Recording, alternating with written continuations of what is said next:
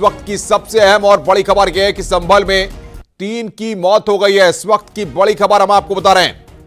उत्तर प्रदेश के संभल में हालात लगातार तनावपूर्ण बने हुए हैं। फायरिंग के दौरान 3 की मौत की खबर है। पथराव और फायरिंग के दौरान 3 की वहां पर मौत हुई है। संभल में दोबारा पथराव, ये तस्वीरें लगातार हम आपको दिखा रहे हैं किस तरीके से संभल में बवाल हुआ है। 3 की मौत हो गई है। लगातार पुलिस और प्रशासन के अधिकारी मौके पर पहुंचे हुए हैं, लेकिन 3 की मौत हो गई है। दोबारा पथराव की भी खबर वहां पर सामने आई है। पथराव और आगजनी में कई लोग वहां पर घायल हुए हैं। जामा मस्जिद के सर्वे के दौरान ये पथराव वहां पर हुआ था। पुलिस ने कई लोगों को फिलहाल हिरासत में लिया है। बवाल के बाद इलाके में पुलिस प्रशासन अलर्ट पर है। आसपास के जिलों से फोर्स को मौके पर बुलाया गया। रामपुर, बरेली, अमरोहा से बड़ी संख्या में फोर्स को बुलाया गया। लखनऊ से भी लगातार बड़े अफसर नजर बनाए हुए हैं। डीआईजी और कमिश्नर ने मोर्चा संभाल लिया है। डीएमएसपी के साथ डीआईजी, कमिश्नर भी मौके पर पहुंचे हैं। बड़ी खबर यहां पर हम आपको दिखा रहे हैं। 3 तस्वीरें इस वक्त आप देख रहे हैं किस तरीके से हालात वहां पर खराब हुए। आगजनी वहां पर की गई, पथराव वहां पर किया गया। ये तस्वीरें इस वक्त हम आपको दिखा रहे हैं। रामपुर, बरेली, अमरोहा से पुलिस वहां पर बुलाई गई। ये तस्वीरें इस वक्त आपकी स्क्रीन पर डीएमएसपी के साथ डीआईजी, कमिश्नर मौके पर फिलहाल पहुंचे हुए हैं। ये तस्वीर आप देखिए, बंदूक चलाते हुए तस्वीर हम आपको दिखा रहे हैं किस तरीके से वहां पर फायरिंग की गई। हम तुम्हें समझा रहे हैं, मत करो। शांत हो जाओ, पत्थरबाजी मत करो।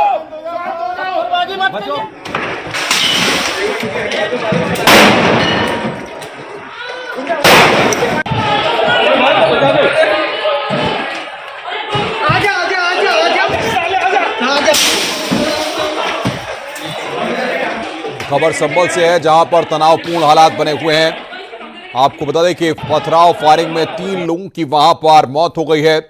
यह जानकारी फिलहाल आ रही है। भारी पुलिस फोर्स को मौके पर तैनात किया गया है।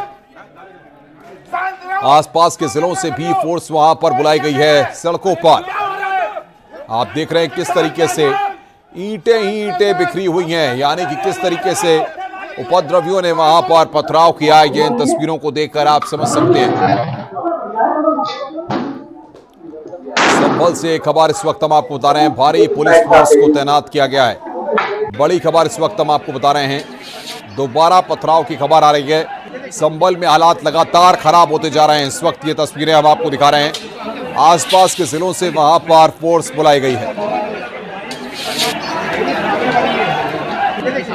और सीधे ग्राउंड जीरो का रुख कर रहे हैं राजीव सिंह।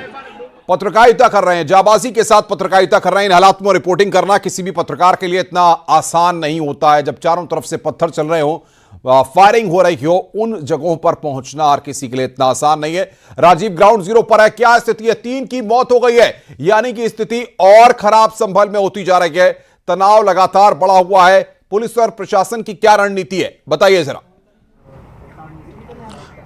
देखिए, जो संभल में सुबह सर्वे के वक्त पुलिस और उपद्रवियों के बीच आमना सामना हुआ था, पथराव हुआ था, आगजनी की घटना हुई थी, उस दौरान जरूर उनको नियंत्रित करने के लिए पुलिस ने बल का प्रयोग किया था। इस दौरान अब तक 3 लोगों की मौत की पुष्टि हो चुकी है और कई लोग गंभीर रूप से घायल हैं। तो कुल मिलाकर लगातार संभल में तनावपूर्ण माहौल है, जिसको लेकर खुद इस वक्त न सिर्फ डीएम एसएसपी बल्कि जो मंडल के बड़े अधिकारी हैं, चाहे वो कमिश्नर हो, डीआईजी हो, वो भी इस वक्त संभल में मौजूद हैं। लगातार वो कैंप कर रहे हैं, गश्त कर रहे हैं और लोगों को ये आश्वस्त कर रहे हैं कि अगर आप किसी भी तरह की अराजकता फैलाएंगे तो आपको बख्शा नहीं जाएगा, आपके खिलाफ कड़ी कार्रवाई की जाएगी। वहीं दूसरी ओर उन लोगों को, चाहे वो मुस्लिम धर्मगुरु हों या फिर जो अन्य समाज के जिम्मेदार लोग हैं, उनसे भी अपील की जा रही है कि आप भी लोगों से ये अपील करें, क्योंकि ये आदेश, ये जो सर्वे है, ये कोर्ट के आदेश पर है, ये सरकार के आदेश पर नहीं चल रहा है। कोर्ट के आदेश का पालन कराना पुलिस प्रशासन की जिम्मेदारी है, जिसका निर्वहन किया जा रहा है। ऐसे में शांतिपूर्ण ढंग से जो सर्वे है, उससे मस्जिद को कोई नुकसान नहीं होने वाला है। बीते दिनों हिंदू पक्ष ने ये दावा किया था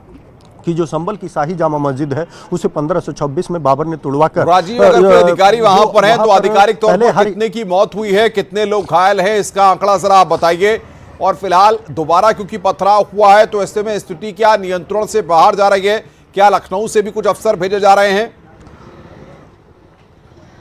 अब देखिए, फिलहाल अनुपम स्थिति जो है वो नियंत्रित में है। ये जो कैजुअलिटी की आंकड़ा सामने आया है, ये सुबह जब पुलिस और उपद्रवियों की आमना सामना हुआ था, पथराव हुआ था, उस वक्त की घटना थी। उसके बाद कोई अप्रिय घटना नहीं घटी है। हालांकि बीच बीच में कुछ उपद्रवी तत्वों द्वारा पथराव की कोशिश की गई है, माहौल बिगाड़ने की कोशिश की गई है। लेकिन लगातार, क्योंकि अब पुलिस प्रशासन के बड़े अफसर ग्राउंड पर हैं, वो लगातार गश्त कर रहे हैं, जिसके चलते फिलहाल स्थिति तनावपूर्ण शांति के साथ बनी हुई है। कोशिश ये की जा रही है कि लोगों को समझाया जाए।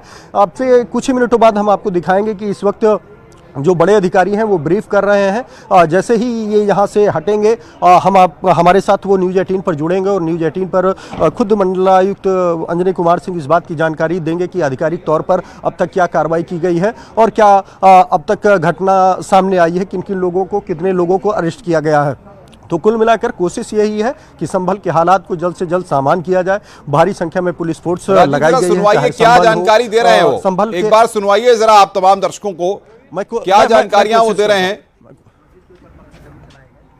क्योंकि वहाँ पे टीमें थी तो मस्जिद पे भी पत्थर चलाए गए। मुझे नहीं पता मस्जिद को नुकसान हुआ या नहीं, लेकिन खूब जम के मस्जिद पर भी पथराव हुए, जो एक तरीके से देखें तो ये उनके धर्म के हिसाब से भी गलत है।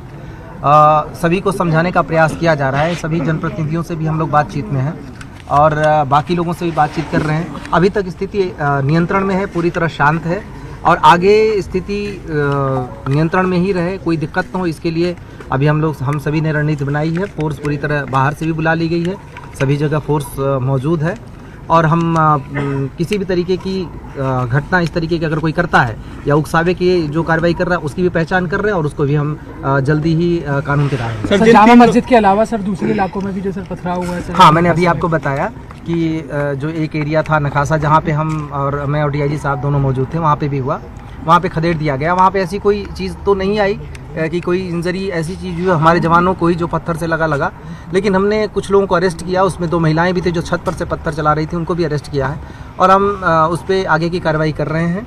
जो इसमें जितने भी चीज़ें हैं सबकी एनालिसिस हो रही है, उस पर हम आगे की कार्रवाई करेंगे। लोगों से अपील लगातार की जा रही है, पुलिस अधीक्षक ने भी अपील की, जिलाधिकारी ने भी अपील की, हम दोनों मेरे और डीआईजी साहब के द्वारा भी लगातार अपील की गई है कि किसी के बहकावे में आके इस तरीके की हरकतें ना करें।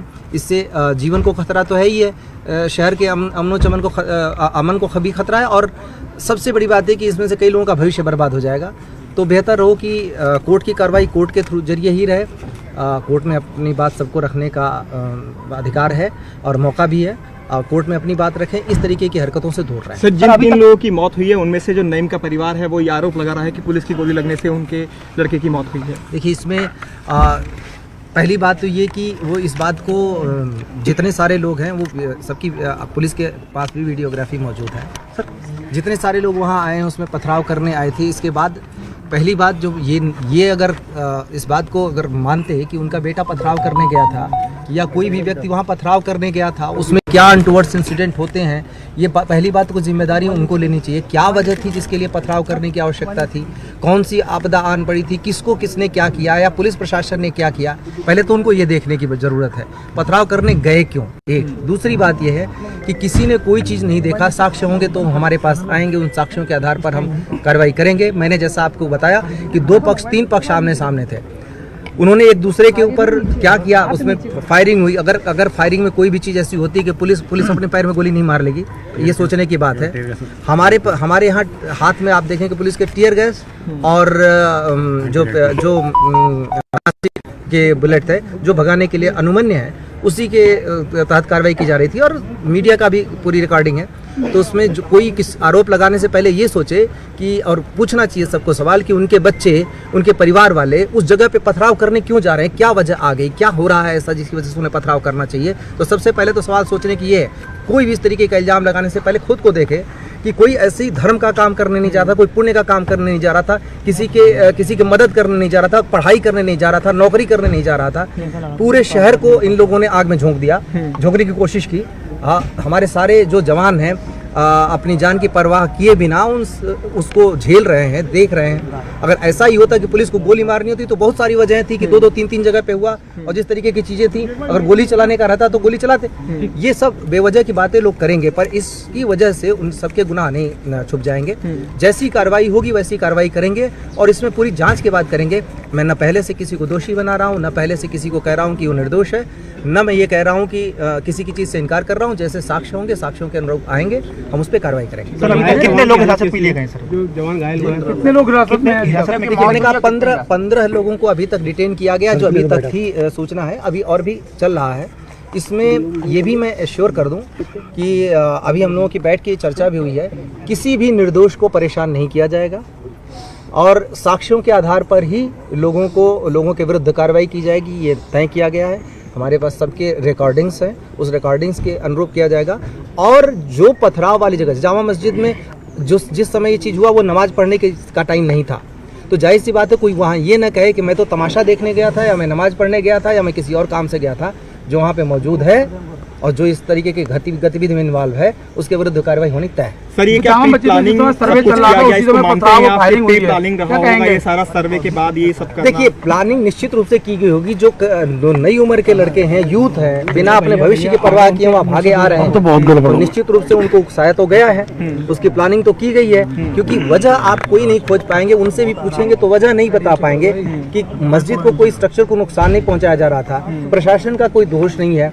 हम अदालत के आदेश के अनुरूप जो कार्रवाई हो रही है उसको सिर्फ प्रोटेक्ट करने के लिए वहां आए हैं। उन लोगों ने उस टीम के ऊपर भी पथराव किया। इमाम साहब की उसमें सहमति है और इमाम साहब की सहमति से सारी चीजें हो रही हैं। फिर इसमें क्या वजह हो गई कि किसी को यहाँ जाके विरोध करना पड़े? अभी तो शुरुआती कार्रवाई है, अभी तो ऐसा कुछ है भी नहीं कि कोई फाइनल चीज होने जा रही है। उनको ऐसा नहीं करना चाहिए। जुमे की नमाज चल रहा था, उसी में पथराव हुआ है। देखिए, जुमे की नमाज पर कोई भी चीज ऐसी नहीं हुई, अभी तक ऐसी कोई स्थिति नहीं आई थी। हम उनकी भी पहचान कर रहे हैं जो उकसाने की कोशिश कर रहे हैं और सबके विरुद्ध कार्रवाई की जाएगी। इसमें किसी तरीके की ढिलाई नहीं होगी, चाहे कोई भी। आपने अनुपम देखा कि बिल्कुल राजीव,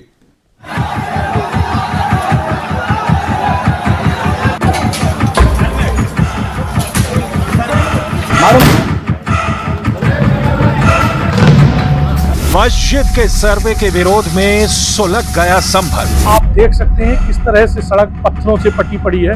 अभी भी पुलिस हालात पर काबू पाने के लिए जूझ रही है।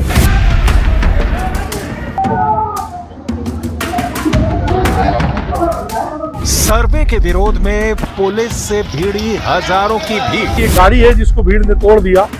इसके अलावा इन कारों और इन बाइकों को आग के हवाले कर दिया गया।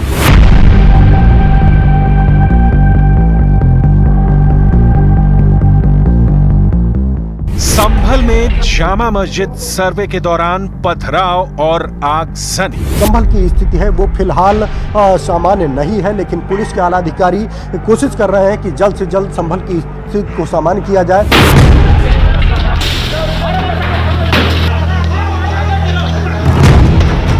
संभल में साजिश के पत्थर के पीछे कौन?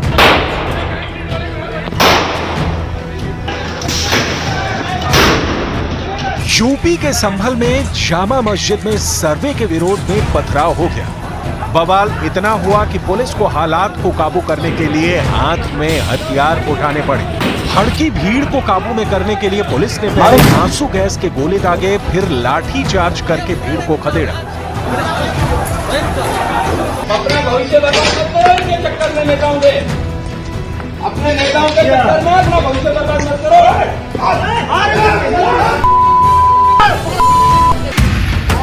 लेकिन भीड़ नहीं मानी और बवाल बढ़ता चला गया। सर्वे के विरोध से शुरू हुई कहानी पुलिस पर पत्थरबाजी, हमले और आगजनी तक पहुंच गई।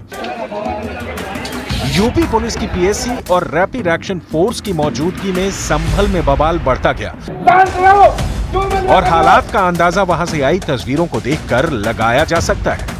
मस्जिद में प्रशासन की टीम सर्वे कर रही थी और बाहर पुलिस और रैपिड एक्शन फोर्स के जवानों ने मोर्चा संभाल रखा था। लेकिन हालात की गंभीरता को देखते हुए आसपास के थानों की फोर्स को बुलाना पड़ा। मौके पर जिले के डीएम और पुलिस अधीक्षक को भी पहुंचना पड़ा।